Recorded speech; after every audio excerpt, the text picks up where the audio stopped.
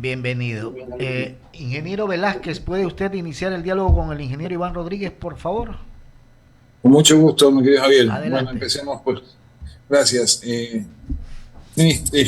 Ingeniero, la verdad es que es un placer tenerlo por acá en I-99 y realmente tocar el tema que atañe para todos los ecuatorianos hoy en día. Estamos regresando a la época de las tinieblas porque tenemos el temor de que nos corten la luz.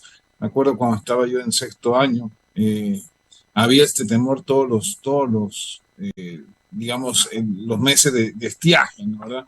Y todo el mundo compraba pues, justamente las plantas o los transformadores que permitían en un momento dado tener luz cuando realmente no se tenía. Hoy en día se habla de un estiaje muy fuerte, es más, estamos al 75% de la cota en estos momentos y se habla de que pueden venir apagones, pero no hay nada concreto ni cierto. ¿Qué nos puede decir usted con respecto a lo que se plantea por parte del gobierno y pues obviamente cuáles son las consecuencias de lo que está sucediendo actualmente en Ecuador? El tema es absolutamente imprevisible. Los caudales han disminuido incluso un mes antes de lo normal y el parque térmico, o sea, la generación térmica no está reparada. Hay alguna generación que tiene 40, 50 años y, y no se le ha dado el mantenimiento adecuado. Entonces, en este momento dependemos de Colombia. Pero en Colombia también hay problemas, como usted debe conocer. Ellos están cuidando el agua, las reservas de agua, el combustible gas natural, y al venderle al Ecuador están disminuyendo sus reservas. Entonces, la situación de Colombia es obvia. De tal manera que decir si vamos a tener apagones o no es muy difícil. Al respecto, me parece que esto hay que tomar ciertas acciones, ¿no? Desde febrero, diciembre y febrero diciembre del año pasado y febrero del presente año, esto ya fue comunicado por parte del Viceministerio de Electricidad a los funcionarios, al propio ministro y a los funcionarios de SELEC, ¿no? Y le pedían tomar ciertas acciones. Una de ellas es mantener actualizado el catastro de generación eléctrica del sector industrial, que puede contribuir al abastecimiento de la demanda ante escenarios de alerta energética. Esto no se ha hecho, a tal extremo que existe un boletín de prensa de la Cámara de Industria que comenta la visita del anterior viceministro de Electricidad, Marcelo Jaramillo, pero a pedido de la Cámara de Industria. Entonces, en particular, y para ser concreto, una de las medidas que se pueden tomar inmediatamente es acercarse al gremio de las cámaras de industrias de comercio, solicitar que todas las compañías, incluso los hoteles y los centros de salud que tengan generadores de emergencia, lo coloquen a punto. Y por otro lado, es importantísimo el adecuado suministro de combustibles, no solamente para el sector privado en el evento que se concrete la incorporación de estos generadores de emergencia, sino también para el sector público. Hemos visto en la prensa una disposición del señor ministro para que Petroecuador importe todo el combustible. Si eso falla, si eso no se da, también podríamos tener problemas. Ingenio, la verdad es que si bien es cierto, son medidas que se pueden tomar, ¿no? Y realmente lo que pasa es que la gente ya no confía en un gobierno que aparentemente es inoperante en el tema de soluciones rápidas, más bien es sumamente lento. Y lo que existe es escasez inclusive de combustible.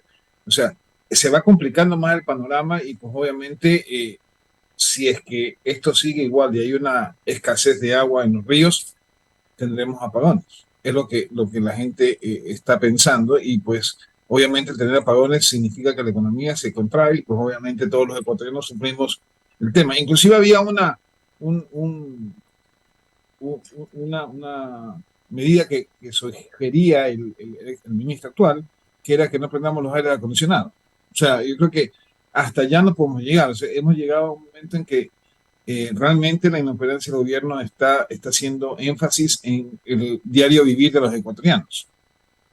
Usted ha descrito la situación correctamente.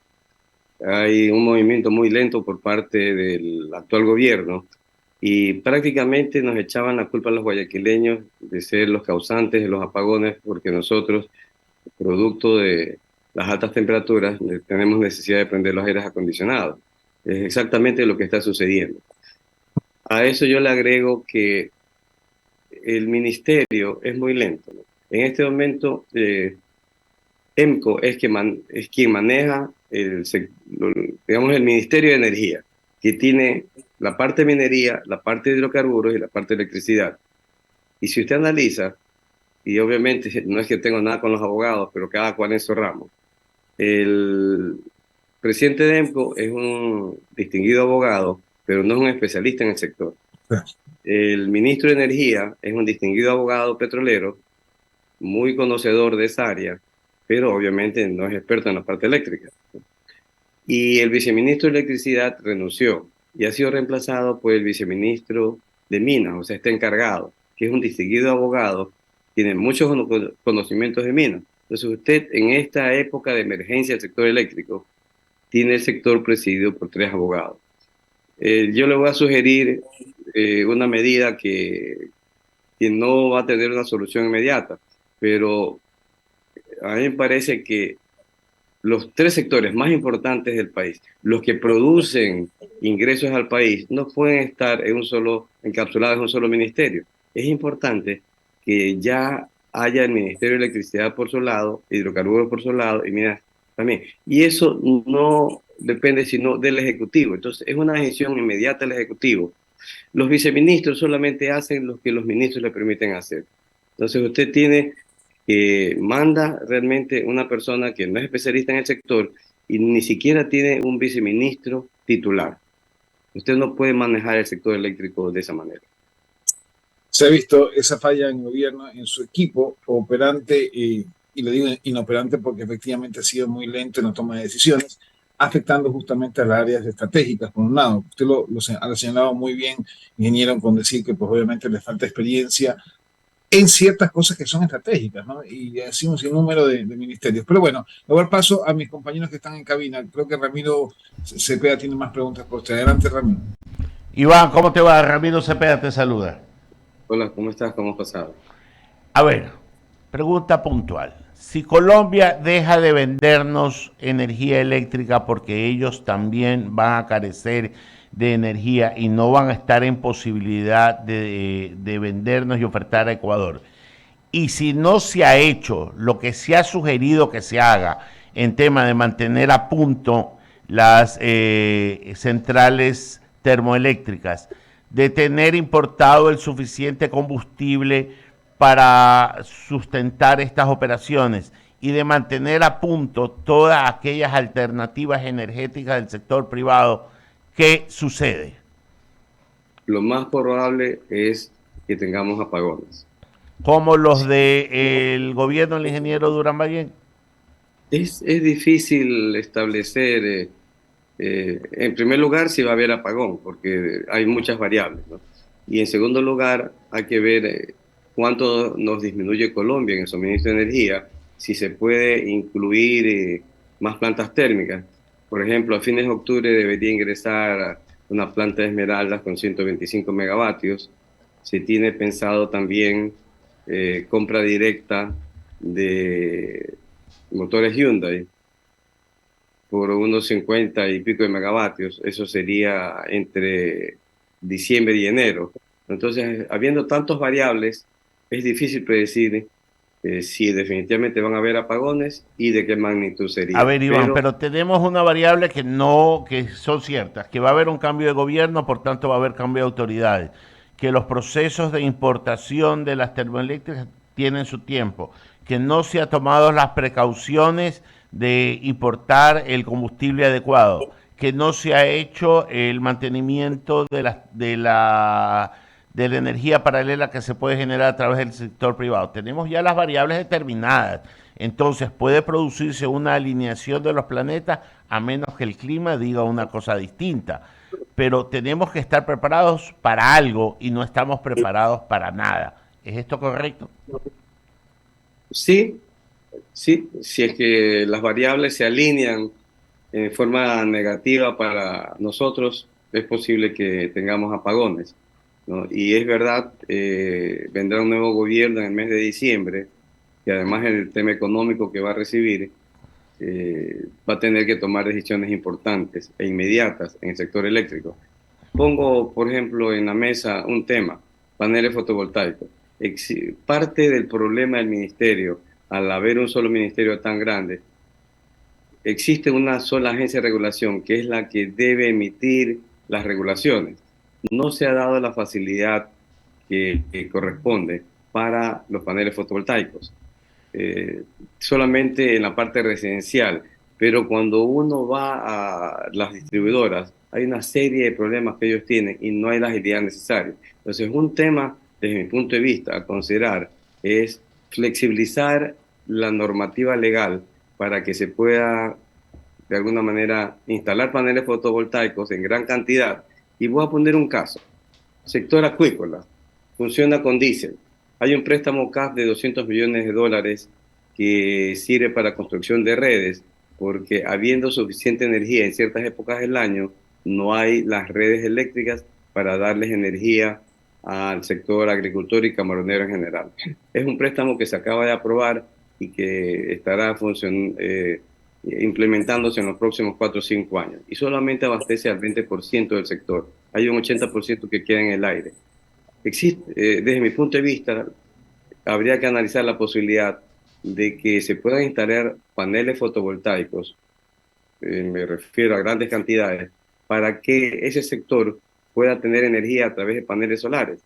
Esa normativa no existe y es necesario ya pensar en ello. Y además otra cosa, el Estado, hablando del nuevo gobierno, no cuenta con los recursos necesarios. Entonces es importante implementar alianzas eh, público-privadas, es decir, que la empresa privada pueda invertir en cierto sector, lo que no significa privatizar el sector, no, sino que siendo socios, haciendo alianzas estratégicas con el sector público, se pueden invertir en generación, se puede invertir en subestaciones.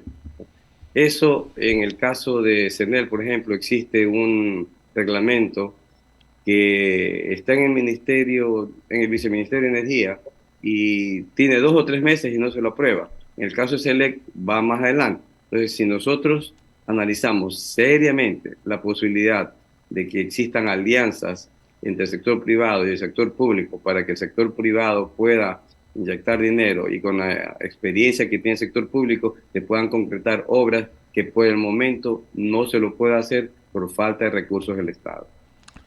Te citaba que hay 3 abogados en las altas esferas del ministerio en el tema energético y está citando como una de las soluciones un tema normativo. Ojalá que a estos abogados se les ocurra el tema normativo, ya que el tema energético probablemente no lo dominen. Le paso a Javier Segarra. Gracias, Ramiro. Ingeniero, buen día.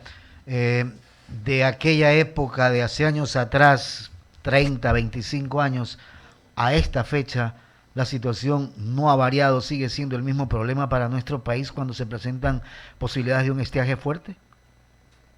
Discúlpeme, hubo una interrupción, ¿me No se podría preocupe. repetir? Le repito la pregunta, digo desde hace algunos años atrás, 25, 30 años atrás, esta situación por la que atraviesa el Ecuador ante ante el posible estiaje no ha cambiado mucho, no hemos hecho nada para poder tener una situación que no estemos dependiendo de. No, no, no es tan así. Hace algunos años se construyeron algunas centrales hidroeléctricas, no todas han sido terminadas, pero recordemos que hay épocas del año, sobre todo de abril a octubre, que hay excedentes de agua. Y recordemos también que cuando hay excedentes de agua, en vez de esa hidroelectricidad, venderle a los ecuatorianos a un buen precio, se la vendemos a Colombia. Lo que sucede es que aquí no ha habido el adecuado mantenimiento de las plantas térmicas. Desde mi punto de vista, usted requiere, así usted tenga el 100% o el 150% de energía hidroeléctrica, siempre es conveniente tener una energía termoeléctrica, por lo que nos está sucediendo en primer lugar y por motivos técnicos, porque usted tiene las centrales hidroeléctricas muy lejos de los centros de consumo y necesita generación térmica en los lugares de consumo como Guayaquil, como Manta, Santa Elena, Puerto Viejo, de tal manera que la situación se ha variado, pero lamentablemente, por algunas Ya falta un día. no se ha mantenido el parque térmico, Ujú. ¿no? De tal manera que no es lo mismo de antes, pero el descuido del mantenimiento de las plantas térmicas nos tiene en este momento en esta situación. O sea, la falta de mantenimiento es el problema en el Ecuador. Falta de planificación, realmente falta de planificación. Desde mi punto de vista, esto está absolutamente politizado, ¿no? Usted tiene, por ejemplo, en CENEL, 5 gerentes, ¿no? ¿Quién manda, quién nombra a los gerentes, por ejemplo? Usted tiene un directorio de CENEL que está formado por el presidente de EMCOM, por Planifica Ecuador y por el ministro. O sea, usted siendo ministro no tiene la, la posibilidad de usted nombrar a sus colaboradores, sino que depende de un directorio en el que usted no tiene mayoría. Y de hecho, en el 2019, el gerente de CENEL fue nombrado en contra de la voluntad del señor ministro. Entonces, cuando usted tiene un sector politizado que depende de terceras personas, los resultados son los que tenemos. ¿Y la energía eólica? La energía eólica, fíjese, bueno que traiga usted este tema. Tenemos 2 proyectos de 310 megavatios. Mm. Aromo con 200 megavatios, que es fotovoltaico, y Villonaco con 110 megavatios, ¿no? Por problemas, entre otros, de la licencia ambiental, que es otro problema, este tema ambiental con el Ministerio de Ambiente, todo se demora, ¿no? Tenemos 300 megavatios que, a pesar de tener adjudicatarios, no comienzan. Entonces es un poco de todo.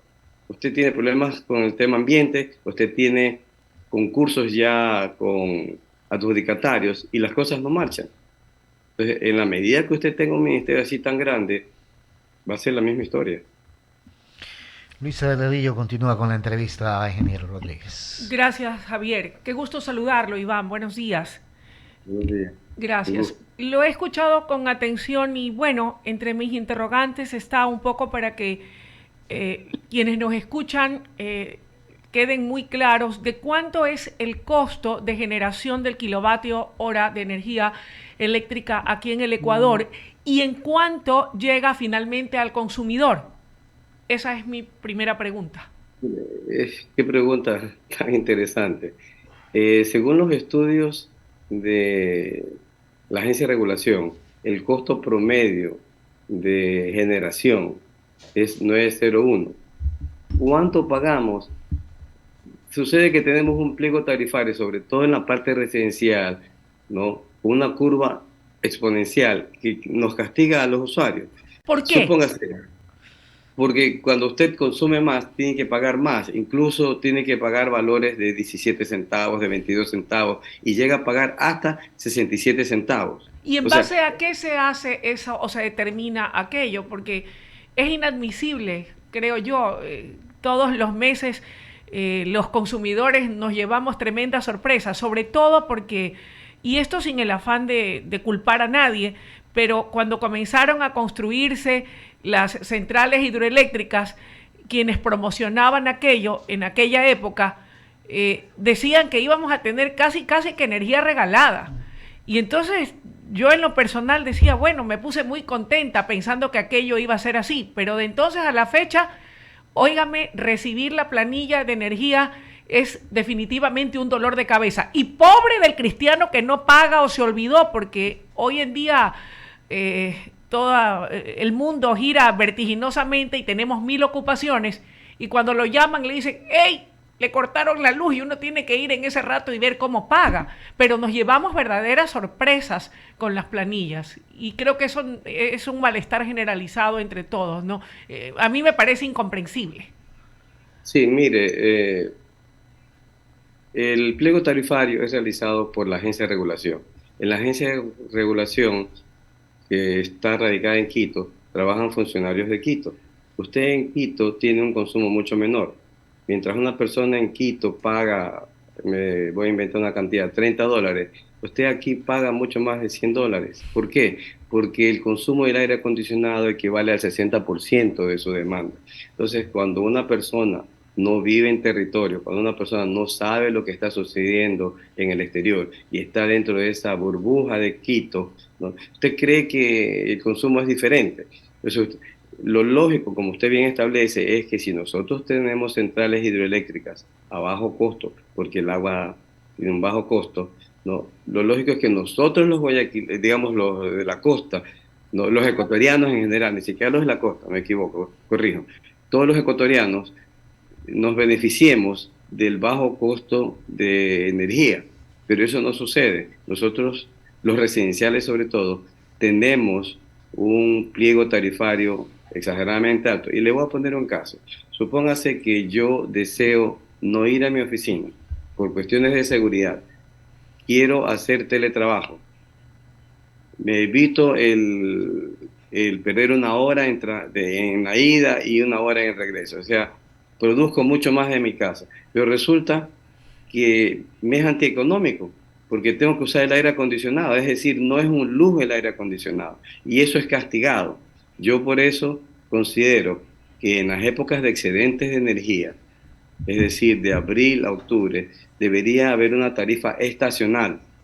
No, porque usted bota agua o usted le vende energía a Colombia a 2, 3, 4 centavos. Lo lógico sería que nosotros los ecuatorianos nos favorezcamos con el bajo costo de energía y tengamos una mejor tarifa, por lo menos en esa época, ¿no?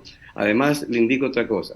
El pliego tarifario para empresas de la costa tiene una época, un costo de enero a mayo y otro costo de junio a diciembre, ¿no? Porque se supone que de junio a diciembre nosotros tenemos en la costa un mejor clima y usamos menos el aire acondicionado.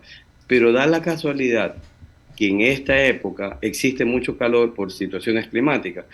La agencia de regulación debería ser lo suficientemente dinámica para decir, bueno, en esta ocasión y por este año, debido al cambio de situación climática, vamos a aplicar el mismo pliego tarifario para los usuarios de la costa que tienen doble pliego, ¿no? El mismo pliego que le dan en la época de calor, se la den ahora, porque nos estamos asfixiando de calor, estamos consumiendo más, pero resulta que como la tarifa es más cara, estamos pagando más. Y me parece que ese tipo de cosas es en la que debería trabajar la agencia de regulación.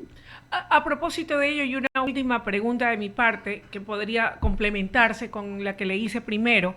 Usted como conocedor del tema y como exministro y experto en temas energéticos, tengo la curiosidad, ese sobreprecio, para llamarlo con propiedad, que le cobran sobre todo en esta época a quienes vivimos en la costa ecuatoriana, ¿hacia dónde va? ¿Qué destino tiene? Habida cuenta de que usted señala que no solo hay falta de planificación en el país, lo que nos lleva a tener que estar vulnerables y sufrir los consabidos apagones, y tampoco hay el debido mantenimiento de las centrales. ¿Qué se hace con ese dinero? Porque yo entendería que lo cobro en exceso porque quiero dar un buen mantenimiento a las centrales hidroeléctricas, porque quiero que las cosas funcionen mejor, pero en la práctica no es así.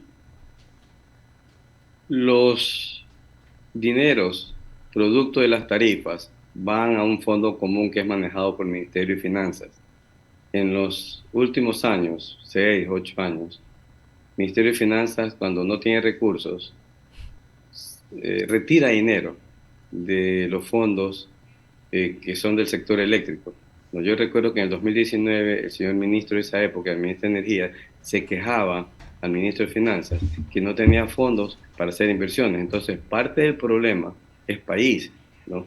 Que Finanzas retira dinero del sector eléctrico y no le da el dinero suficiente para el mantenimiento. Es decir, usted tiene un plan de mantenimiento, porque en el sector eléctrico usted tiene gente muy capacitada. O sea, no es que no sabe, sí sabe, pero al no contar con los recursos, entonces se convierte en un problema, ¿no? Y no se realizan los mantenimientos adecuados, ni tampoco se realizan las obras que se requieren. Por eso es que yo hablo de alianzas público-privadas, porque este problema de la falta de recursos va a seguir. Entonces es necesario que la empresa privada meta mano, porque si no esto colapsa. Pero ya le digo, no es privatización, son alianzas público-privadas puntuales, específicas. Muchísimas gracias por haber comparecido esta mañana aquí en Diálogo, estimado Iván. Que tenga un buen día. Igualmente, muchas gracias. Muy bien, gracias al ingeniero Iván Rodríguez, ex ministro de Energía. Son las 9 de la mañana con 21 minutos. Tenemos una recomendación Dígame. importante. Javier, ¿estás buscando un lugar perfecto para vivir? Dígame dónde. Bueno, te quiero presentar You Guayaquil, un proyecto residencial en Puerto Santana que te sorprenderá en cada detalle.